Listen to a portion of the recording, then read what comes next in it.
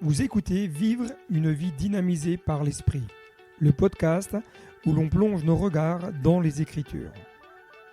Je m'appelle David Claric et sur ce podcast, je vous partage un temps de réflexion sur le thème de l'huile pour le chandelier. Ces podcasts sont là pour vous encourager à développer une vie d'intimité avec Dieu, avec Jésus et vivre une vie dynamisée par la puissance du Saint-Esprit. Bonjour à tous, aujourd'hui je souhaite vous emmener avec moi dans un temps de réflexion sur le thème de l'huile pour le chandelier. Avant d'aller plus loin dans la réflexion et dans la méditation, je vais simplement vous lire ce que le livre de l'Exode au chapitre 26, verset 6 nous rapporte. De l'huile pour le chandelier, des aromates pour l'huile d'onction et pour le parfum odoriférant. Le sanctuaire ainsi que tous les ustensiles ne devaient être fabriqués que d'après le modèle que Dieu allait montrer à Moïse. C'est une chose très importante à garder parce que c'est Dieu qui donne les directives. On voit très clairement qu'on ne pouvait ni ne devait bâtir le sanctuaire en voulant y apporter, entre guillemets, une petite touche personnelle. Tout devait être conforme à ce que le grand architecte allait communiquer. Dans celui-ci, c'est-à-dire dans le tabernacle, on y trouvait notamment le chandelier qui devait briller constamment. Sans huile, vous serez d'accord qu'il ne pouvait y avoir de lumière. Sans huile, le chandelier ne pouvait pas remplir sa fonction.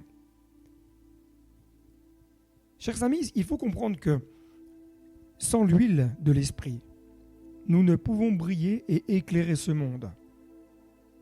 Chacun d'entre nous, nous avons besoin de vivre une vie inondée de la présence de l'Esprit. Chacun de nous devons apprendre à développer au quotidien, et ça c'est très clair ce que la Bible nous dit, de développer au quotidien une vie d'intimité avec le Père, avec le Fils et avec le Saint-Esprit. La lampe, lorsque vous lisez les textes, vous verrez qu'elle était située dans le lieu très saint, au cœur même de la présence de Dieu. Et c'est là que Dieu nous attend. C'est là que Dieu désire nous rencontrer. C'est là que Dieu désire nous parler, nous toucher, nous révéler sa grandeur. Et pour que la lampe puisse briller, il lui fallait donc cette huile qui était fabriquée selon les caractéristiques divines. Cela nous parle parce que notre vie ne doit pas être alimentée par une autre huile que celle de l'esprit. Beaucoup de croyants peuvent s'égarer en cherchant à fabriquer leur propre huile personnelle. Beaucoup chercheront à adapter la fabrication selon leur conception, selon ce qu'ils sont prêts à donner. Mais comprenons bien qu'il ne peut y avoir de contrefaçon dans la présence de Dieu. C'est pourquoi je crois que la Bible nous invite à veiller à ne pas alimenter notre vie par une autre huile que celle de l'Esprit Saint. Le chandelier, même s'il était alimenté, il devait faire l'objet d'entretien. C'est comme lorsque vous avez votre chaudière, même s'il y a le gaz ou le fioul, cette dernière doit être entretenue quotidiennement.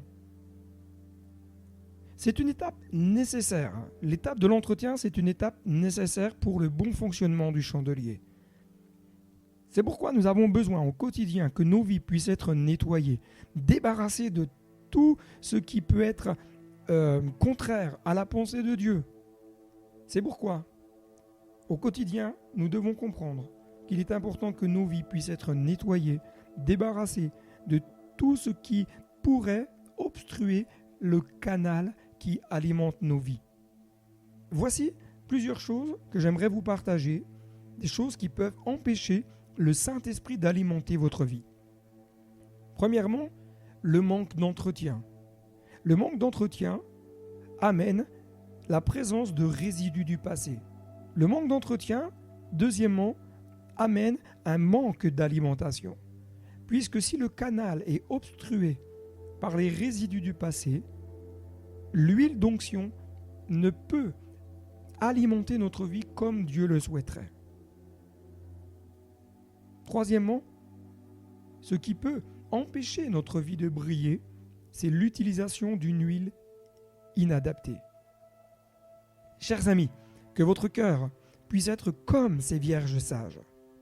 Elles avaient de l'huile en réserve. Et cette parabole des vierges sages et des vierges folles nous parle de quoi? Nous parle de l'intimité avec Dieu, qui nous aidera au moment propice.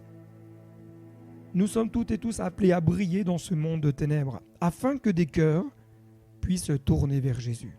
Rappelez-vous ce que Jésus a dit, que votre lumière luise au sein des ténèbres.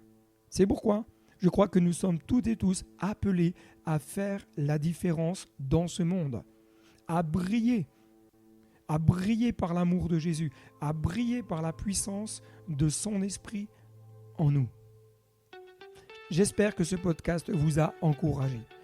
Je vous dis donc à très bientôt pour un prochain épisode et n'oubliez pas, le meilleur est devant. Bye bye.